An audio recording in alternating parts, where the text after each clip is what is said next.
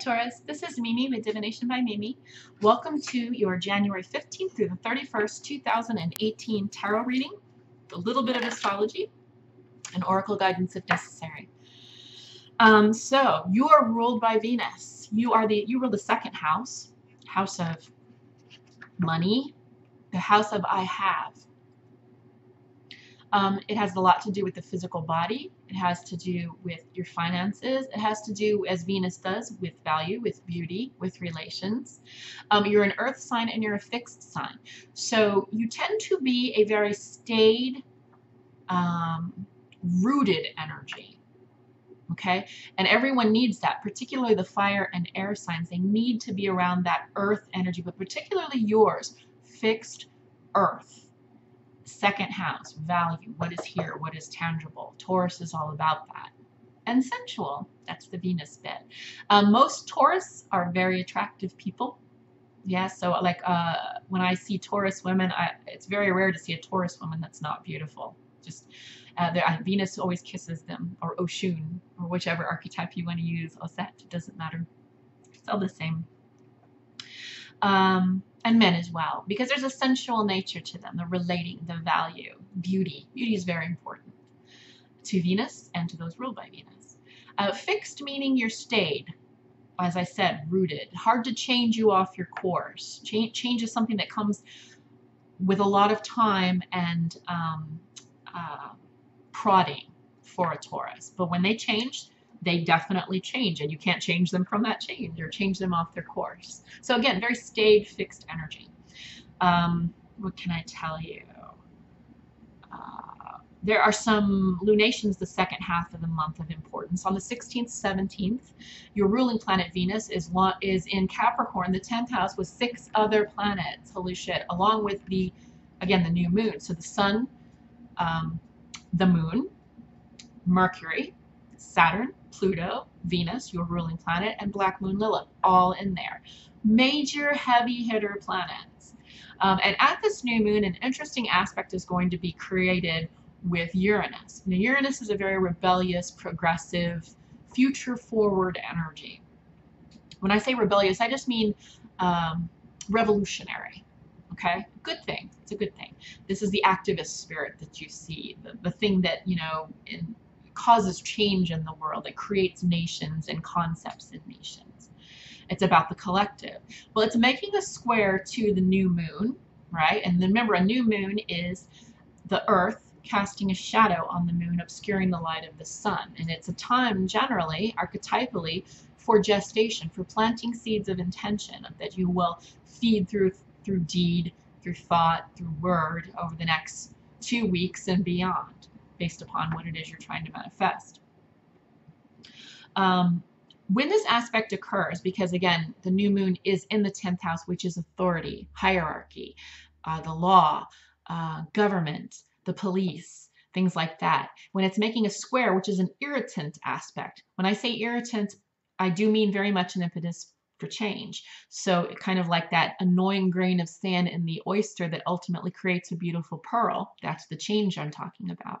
So when it's making this square, this irritating aspect with Uranus, which is already an impetus to change, it could have you feeling like squaring off or mouthing off or butting heads with authority figures in your life. That could be anything from court system, to your landlord, to the police, to your boss, your parents. Could be in any form, whatever you consider authority and whatever you consider butting heads. You might be squaring off with that authority figure. And as a collective, we might see this play out on the world stage. As if we're not seeing enough of this revolutionary activity, we might see it really start to happen. Clashes with police and protests and things like that. So things to watch for. Certainly it's going to increase as Uranus gains its momentum, having just recently gone direct. And it will soon move into your house, the second house of value and beauty, and the body and the earth. That will happen in May. A lot of changes when that happens. So watch for that. I think that's about it in terms of constellations, with the exception of the lunation. So the new moon I mentioned, because it's forming one of the aspects. And then there is a third lunation, so 2 full supermoons this month. And this second one, the 31st, will happen in The fifth house, which is a house of expression, creation, creativity, and that is Leo. And that will include an eclipse. So January is a very energetic month. You might be feeling it, okay? But we all are, so just write it out and go within and listen to yourself if it's starting to irritate you, starting to get to you, make you nervous, or throw you off your game. Just listen within, listen to the voice within. Take time to yourself. With that, I'm going to shut up about the astrology. I'm going to get into your reading. I am doing a four-card pull based upon any issue that you might have in your life. So the first card will be what the issue is, what you're sitting in, what you're thinking about, what you're ruminating over, what's going on in your life. Then the second card will be a positive aspect. The third card will be a negative aspect. And then the final and fourth and final card will be any overall advice that Spirit chooses to relay. I've got other oracles if necessary, but so far the messages have been pretty straightforward. And I am using the, Morgan Greer, which is based on the Rider-Waite system, Rider-Waite-Smith system. Let's go for Taurus, fixed earth sign, ruler of the second house. The motto is, I have things that you have of value. Ruled by Venus, goddess of love, relationships, value, beauty, sensuality. What's going on with Taurus? Fixed earth. Ruled by Venus. Venus in Capricorn. 10th house. For January 15th through the 31st, 2018. Holy hecate. What's on Taurus's mind? Cosmics, thank you.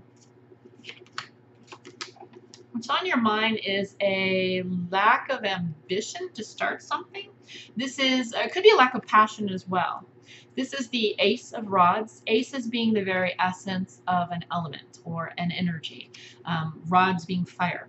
Okay, you got it in reverse, which means this energetic seed, this essence, is not forthcoming, or if it's there, it's dormant.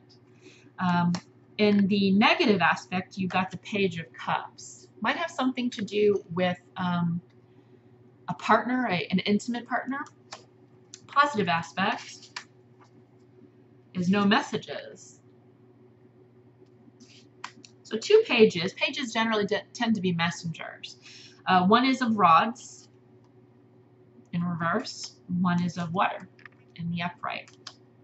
You're not getting the message. Well, let's go with your final outcome, or overall advice, rather, is the Charity card. Excuse me. This is the Six of Pentacles in reverse. So everything's in reverse with the exception of whatever kind of love messages you're getting or giving. Yeah, you're in so this appears to be an intimate relationship where you're not getting the very essence of the passion. It feels like it's a passionless relationship. You are expressing your feelings. That's the negative aspect. You are giving and giving and giving and expressing and making the first move, putting yourself out there, putting on the sexy boxers or putting on the sexy lingerie or the music or whatever. You're the one that's taking the initiative and everything. And you're expressing your love. You're showing your love. And that's on the negative side because you're not getting anything back. The overall advice is to let the charity end. Six of Coins in reverse. I don't know whether that means you let the charity end and have the relationship falter or fall on the wayside, or if letting the charity end, and I'll get clarification on that, letting the charity end will have an impact on an already established relationship. Perhaps they need to know what they've been missing. In other words, you're being advised here because you're not getting anything back for your investment, and you're investing hardcore. You're giving and giving, right? And you're getting nothing back. You're wanting it.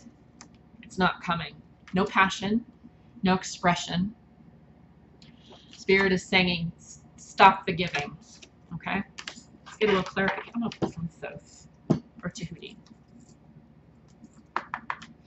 Holy Hecate. Can I get some clarification, please, on the end of the charity? What do you mean? The Six of Coins in reverse for Taurus. January 15th through the 31st, 2018. And obviously this might not be for everyone. This could be for a specific Taurus. Or the energy could be applied specifically and it's just an overall vibe, which is likely the case. What do we mean by the end of the charity? What do we mean by the stopping or ending the six? Thank you. Nope, that wasn't it.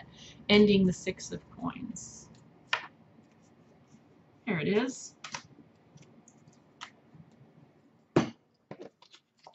You got the Strife card in reverse. This is the Five of Wands.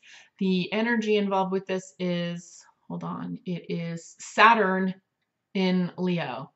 Not a great placement. In the Rider-Waite-Smith deck, this is all the young men fighting with sticks, with their rods, with their dicks, no, with their rods. This is basically different levels of adepthood, but unbalanced levels of adepthood, frustrating. So you see the one big steel, probably lead, being that it's Saturn, in Leo. Leo's fire and is ruled by the sun. Generally a moving, expansive energy. Saturn rules the 10th house Capricorn, which is restriction, structure, the 3D world. It don't move shit. It literally, lead, when we say get the lead out, that's what Saturn is. Lead is Saturn's metal. What you have here is a lot of energy wasted because it's butting up against this lead, high level, high authority, right? Wand. These are, again, wands of adepthood levels, as in like the magical systems, like the Order of the Golden Dawn and that kind of thing. This is in reverse. When you stop the charity, because this is causing an internal conflict with you. The Saturn being highlighted here, the lead rod or wand being highlighted here, is the frustration that you're feeling and giving.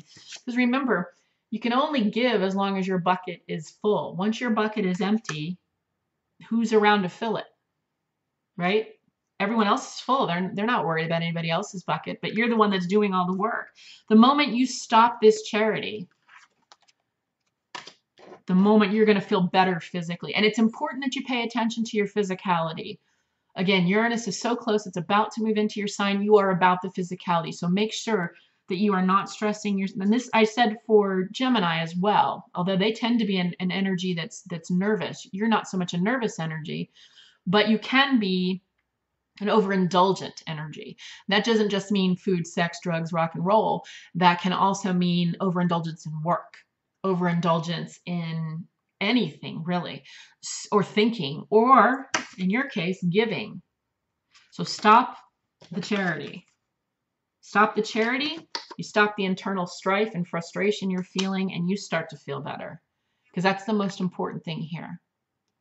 Love for the self first before the other. It sounds so selfish, but remember, put the oxygen mask on the self first before you put it on the baby, because how will you help the baby if you can't breathe, right? If your bucket's empty and there's no one around to fill it, who's going to help you get your bucket full again? I know you want to help people, and that's great. That's wonderful that that's your nature.